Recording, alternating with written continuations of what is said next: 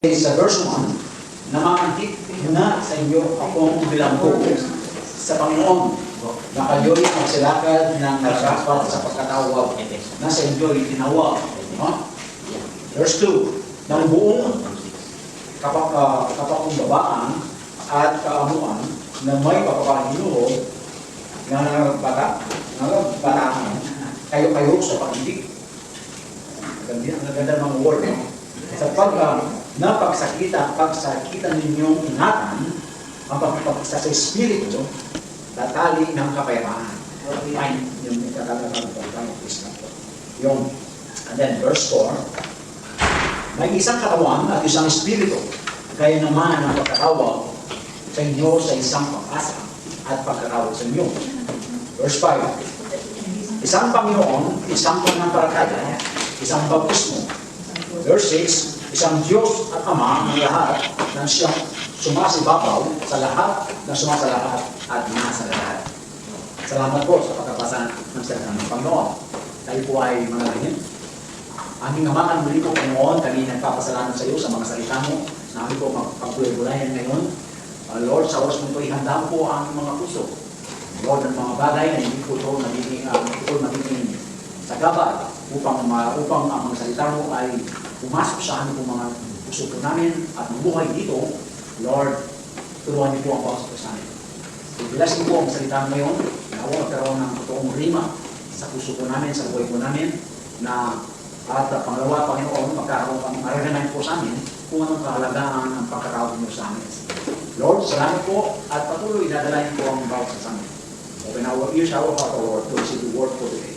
Thank you, O God, and I will bring back all the thanksgiving and praise. And I ask this in the name of our Lord Jesus Christ, our Lord and Savior. Everybody said Amen. Kung tema ngayong pag-usapan natin, lumakad na karapat-dapat sa ating pagkatawag. Ito po ay nabasa pa rin, narinig nyo kanina. Ito po ay makikita natin sa verse 1, sa verse 1. Okay, makikita natin sa inyo dito na kayo'y magsilakad, nararapat sa pagkatawag sa inyo'y tinawag. O ibig sabihin, there is a prerequisite o requirement para tayo po magiging karapat-dapat na sa ating pagkatawag. Hindi po basta-basta parang tinawag ka lang ng boss mo. Okay, trabaho ka, ganyan. Higit ang ating Panginoon kapag siya tumatawag. Hindi po 10 euro per hour. Yan po yan ay mataas po yung halaga ng pagkatawag sa atin ng Panginoon. Ito po ay hanggang langit ang presyo. Okay? Hindi po yan po ay ang pagkatawag sa atin ng Panginoon ay naitatala sa kalangitan. Hindi kagaya dito. Okay? Ay talagang sabihin katapusan ng buwan. Hallelujah. Okay? So, kapag tinawag ng Diyos ang isang tao, meron siyang tamang layunin at meron siyang reason bakit tayo tinatawag. Hindi lahat ay tinatawag ng Diyos. It is an opportunity and a privilege kapag tinawag ka ng hari ng mga hari o Diyos ng mga Diyos. Kaya ang pagtawag sa atin, yan ay dapat natin itong bigyan ng kahalagahan. Hindi po yung tayo pangalan mamalaki. Diyos na nga tumawag. No? Napakadami sa Bible ng mga tinawag ng Diyos. Yung mga judges, mga hari, mga propeta, mga evangelista, mga teachers, mga pastors, at mga tinatawag natin mga disciple ng Panginoon, sila po yung mga pake ng pagkatawag ng Panginoon. Sila na ata ito manimang. Sabihin ng Panginoon, nakita niya si Simon, nakita niya yung kanyang mga disipulo, follow me. Sila po wala ay sumunod. Walang anilangan, walang pakikunwari. Silang lahat ay sumunod sa sinabi ng Panginoon. Ang Panginoon, siya rin ang bibigay ng talento. Hindi ka tatawagin ng Panginoon kung hindi ka niya bibigyan ng kakayahan at talento. Sapagkat ang reason ng Panginoon, ikaw ay kaya gagamitin niya bilang isang vessel na magagamit niya for the glory of His name. Hindi po yung tatawagin ka ng Panginoon na wala siyang reason, wala yung pagagawa sa iyo. Kaya alam po ninyo, if God's called you, there is an obligation. Obligatoire. Na dapat natin gawin kung ano yung pagkatawag sa atin. Amen? Amen. At dito nabanggit ko sa inyo na marami po mga natatanging kaloob na binibigay ng Panginoon, kagaya po ng mga propeta ng Panginoon, mga apostle, mga evangelista, mga pastors, mga guro, at mga musician. At maging po yung mga anumang ginagawa natin, yan po ay parte ng pagkatawag natin sa Panginoon. Kapag tinawag ka sa isang natatanging mga gawain, yan po ay gawin po natin na ayon sa ating mga habilidad. Hindi pwede tumawag ng Panginoon na wala kang gagawin. Kaya, baka maunaan tayo ng iba. Kaya minsan, marami pong mga tao ngayon na sa church, katagal ng panahon at may dumating, very aggressive siya kasi po ay tumatalima sa mga pagkakaw sa kanya, minsan siya pa ang nangunguna. Ganyan po yung, anyway, yan po naman ay parte ng buhay natin. Through, sa pamagitan noon, nare-realize natin na dapat tayong sumunod sa Panginoon pag tinatawag tayo. Amen? At lahat ng mga tao, maging tayo, hindi natin alam sometimes ang plano ng Diyos. Ang sabi po niya sa Isaiah 55 verse 8, ay hindi natin maarok ang kaalaman ng Panginoon, ang kanyang plano, ang way ng Panginoon sa buhay natin. Sapagkat siya lamang ang tanging nakakaalam mo, Isaiah 55 verse 8, ang sabi po niya, sapagkat ang aking mga pag-iisip ay hindi ninyo mga pag-iisip o ang inyong mga lakad ay aking mga lakad, sabi ng Panginoon. So kung anumang iniisip ng Panginoon ay hindi natin talaga makomprehend ng mga bagay na yan hanggat ang Diyos ay hindi niya rin sa atin.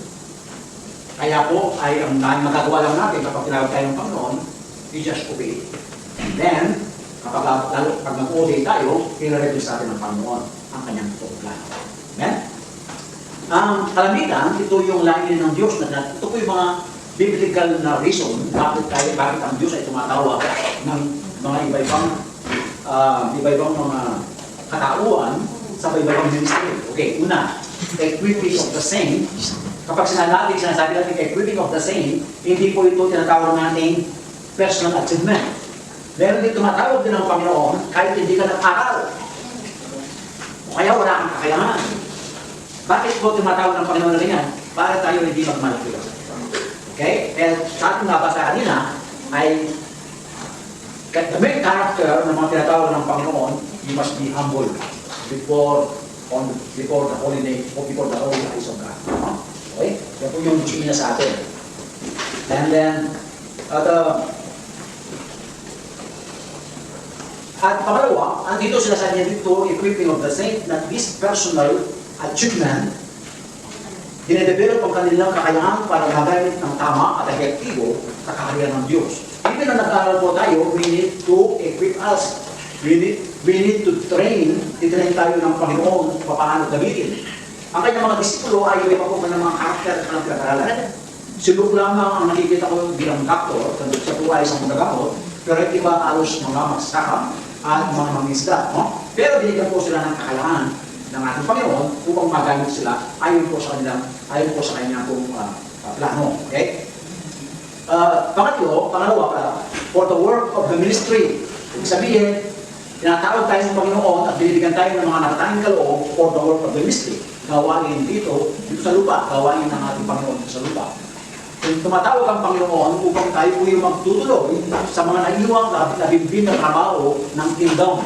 Tayo po yung mga manggagawa ng kingdom. Amen? Ganyan po yung panawagan ng Panginoon.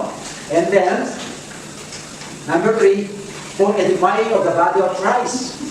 Kita po niya sa verse 12. Bakit po kailangan ma-edify ang church? Para matibay ang katawan ni Kristo.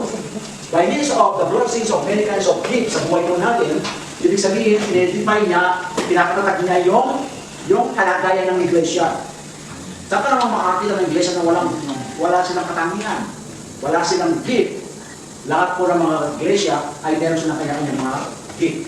No? Kaya yung iba, makikita ninyo, yung ibang iglesia, ang gift nila siguro sa pagtatangis. Kasi from the start, hanggang matapos, pagtatangis sila. Pwede ba yun? Ay, hindi ko lang. Mahal yung gift nila. Baka naman yung iba, ang gift nila about praise and worship. From the start, mag-start nila sila, and then mas marami yung anong praise and worship kaysa ibang activities. Ay, hindi na pala ganyan. Minsan, sa church kami sa Pilipinas, minsan kapag nauso ka ng pastor, puro praise and worship. Gagawin ng mga bawat isa. Kaya kung meron kang rayuma noon, matanda, sumasayaw sila, nawawala, kapag may praise and worship, nakakaroon ng healing. Amen. Kaya pinapagalaw tayo, pinasasayaw tayo, pinalulundaw, because kapag tayo po nagpupuri ng malaya, nagkakaroon ng healing. Kung nalulungkot ka, pag sumayaw ka lang, lumundag ka lang, iwag-iwag mo yung kamay mo. Dahil ni Apostol Pablo, tayo inikaya ang bawat sa atin na tinawag. Tayo po yung mga tinawag, we are being called. Hindi po yung tumawag sa inyo, yung kapitbahay ninyo. Hindi po yung mga boss natin dito ang tumawag na totoo sa atin, ang Diyos. Kaya pinapananig ni Pablo sa atin, ang sabi niya, dapat lumakad ng karapat-dapat. Kapag tinawag tayo ng Panginoon, lumakad tayo ayon sa nararapat, hindi po yung kahit saan lumalakad tayo. Kailangan in the right direction, in the right motive, ang ating paglakad. Ayaw sa ating tinanggap buhat sa Panginoon. Ngunit, ang paglakad sa ating panawagan ay hindi simple, mga kapatid. Ang panawagan natin ay hindi simple. It is very challenging, actually. Hindi po simple yung nag-work sa ministry ng Panginoon. Hindi po simple sa nag-work sa kingdom ng Panginoon. Kailangan tayo po ay magkaroon tayo ng wisdom pa paano natin ilagay ang mga gift natin, ang mga sarili natin. Kaya marami sa Pilipinas na meron silang mga gift na binigay sa Panginoon hanggang naging worldly sila. Bakit? Ginamit nila yung kanilang mga gift. Worldly. Kaya yung proportion ng mga gift nila ay nagamit yan hanggang naliles at naliles at naliles.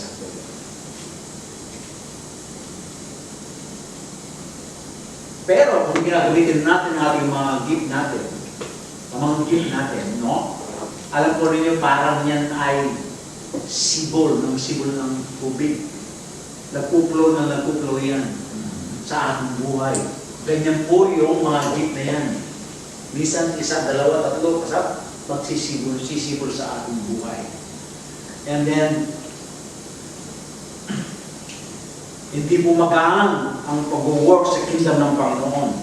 Ito po may pag-aamon sa ating pong the desire of ourselves, our physical body, maging po sa ating mga ambisyon natin sa buhay. Ito po ay may pag-aamon. Ibig sabihin may challenging. Isang desire natin, ganyan. Pero iba pala yung desire ng ating panawagan. Diba? Kaya yung pagsunod sa Diyos ay hindi po yan simple. Akala nila. Kung nasa harap ka, okay na yun. Hindi po. Kahit na professional, kahit magaling ka, mangingin pa rin ang kamay mo. Kasi nagpapaging yung ating mga mata. No? Kaya yung iba, hindi siya tumitingin sa tao. Tumitingin sila sa bandang dulo ng auditorium, kaya yung lugar. No? Doon ko lang tumitingin. Ang ating pagsunod sa ating pagkatawag sa ating, kailangan pasahan natin ang ating krus. Daily. Ano pa ang ibig sabihin ng krus na sinasabi sa Luke 9:23? Ang ibig sabihin nito, lahat ng ating mga physical desire o the appetite of our body, ito po ay sinasantabi natin at mas nagiging priority natin yung patungkol sa Panginoon. Ganyan po yung take up your cross. Hindi po yung cross na patpat, o kaya yung cross na binubuhat natin. Hindi yun, mga kapatid. It is about our desire. Okay? And then, kaya po narito yung ilang mga simpleng katotohanan upang gabayan tayo sa paglakad na karapat-dapat sa ating pagkatawag. Okay, number 1. Ito po yung mga puntos na gusto ko sabihin sa inyo. Siyempre sa ating paglakad to become worthy, para tayo maging karapat-dapat sa ating paglakad, kailangan merong pag-ibig. Ang pag-ibig ang tanging pundasyon ng ating paglakad sa ating panawagan. Kahit nga sa trabaho, kung hindi mo makatrabaho mo, hindi ka magtatagal eh. Hindi ka magtatagal. Hindi ka pwedeng magtsaga. Sapagkat ang pag-ibig ay it produce what? Perseverance. Kahit medyo mahirap. Kasi iniisip mo, ngayon, wala kang magiging trabaho kapag umalis ka doon. Kaya ngayon, ginagawa mo na be patient. Kapag nakakita ka ng iba, doon ka lang, hindi ka kaya ng iba, very impulsive. Talagang, ang pagkatrabaho ay hindi posible. Kaya ito naman tayo na may pag-ibig, no? Hindi yung, kasi yung pag-ibig, binigyan tayo ng tamang direksyon. Halimbawa, meron kang iniibig, no? Ginagawa mo lahat ng bagay upang yung mapag-ibig mo siya. Kasi ang Panginoon, ganyan din siya. No? Naniniwala tayo ang Panginoon is a God of love. No? Kapag ang First John chapter 4 verse 16, God is love. So ngayon, ay gagawin natin lahat ng bagay upang mapaibig natin ang Panginoon. No? And then, dito, kung walang pag-ibig, hindi natin kayang abutin ang iba ayon sa kanilang sitwasyon. Paano ka mag-work sa kingdom ng Panginoon kung hindi mo kayang abutin, kung hindi mo siya iniibig, o kung hindi ka wala kang pag-ibig sa puso mo, kahit hindi ka nila iniibig, pero mahal mo sila dahil sa pinapagawa sa atin ng Panginoon. Hindi mo pwede abutin ng tao kung wala kang pagmamahal sa Diyos o pagmamahal dito sa puso mo.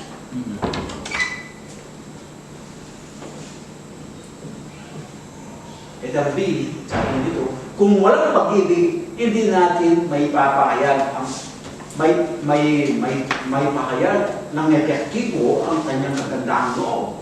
Sometimes, hindi natin, kapag wala tayong pag-ibig sa puso natin, hindi natin may pahayag ang the goodness of God sa iba kasi we don't care sa iba.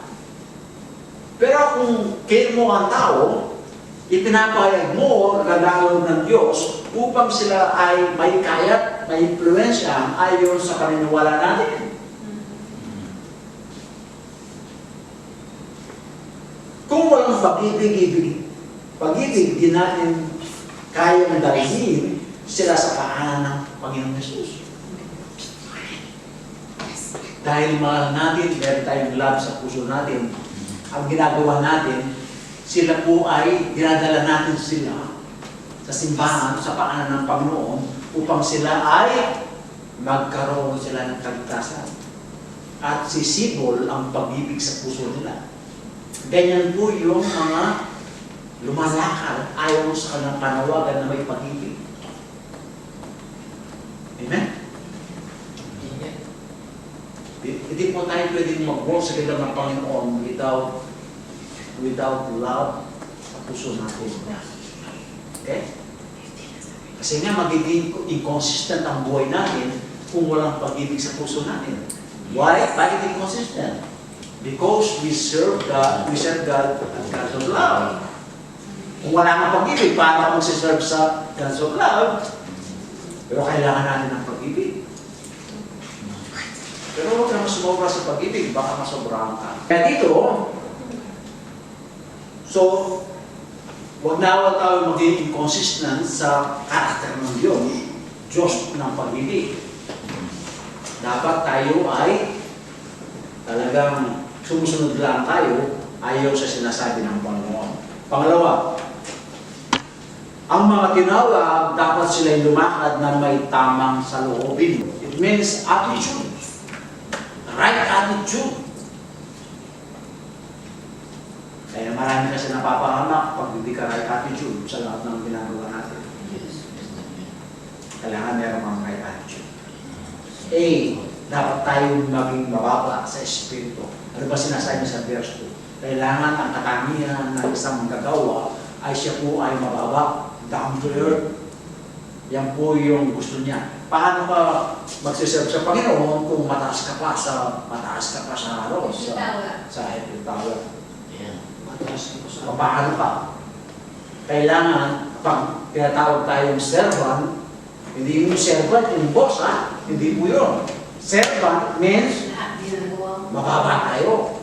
We serve them. Hindi yung servant ka, tapos ikaw yung boss. Hindi po ganyan. Amen? Ito B, tamang paggamit ng ating mga kaloob.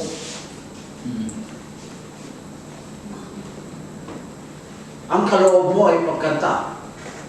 Hindi yung kung, halimbawa, pagkanta yung kaloob mo, pinipilit mo yung iba yung ginagawa mo. Hindi po ka mag-excel doon, hindi ka maging epektibo. Amen? Iba po yung teacher, iba po yung evangelist, iba po yung kung ano po yung mga gift na binibigay sa atin ng Panginoon. Kung ang gift natin ay nakalulok lang sa trono, nakaupo, okay? Dapat naman kapag nakaupo tayo, ay napipilit tayo. Okay? Kasi po maraming pong klaseng gift sa Biblia. Lahat ng mga simpleng gift, simple lamang ang gift, yung pagtulong, at saka yung pag-encourage sa iba. Minsan yan po yan ay mga gift po yan. Amen? Pero dapat gawin po, we must obey yung mga gift na yan, gawin natin para mag-excel tayo, gawin po natin ang totohanan. Hindi po yung nakatulong ka lang, ang dami ng picture. Kung tulong ka lang ng ano, biligam lang, ang dami ng picture, nakapost pa sa YouTube. Hindi. Dapat may Excel po, maintindihan mo ang kahalaga. Even some secrets, mas maganda na yung sikreto. Pero minsan naman, di mo maiwasan yung tumutulong ka, makakita ng iba. Ipo-post nila, hindi mo kasalanan yun. Actually, ang Biblia kasi ay maliwalag sa nasa. Kung ano ang ginawa ng kaliwa, huwag na lang parating sa kanan. Yan, yan po yun. No? Ganyan po yung kasabihan ng Biblia. So ngayon, mas-save tayo kung meron tayong ginagawa. Kung marami namang iba, walang problema yun. Kung makita, bigla mong makita doon sa YouTube o kaya sa Facebook, walang problema yun. Meron kasi nang-upload doon. Hindi po noon ay, yan ay pang-personal na yan. Pang-personal yun. No? Tayo po yung mga worker ng kingdom. Ang ating kung dinadala po natin ang pangalan ay pangalan ng ating Panginoon. Hindi po yung pangalan natin.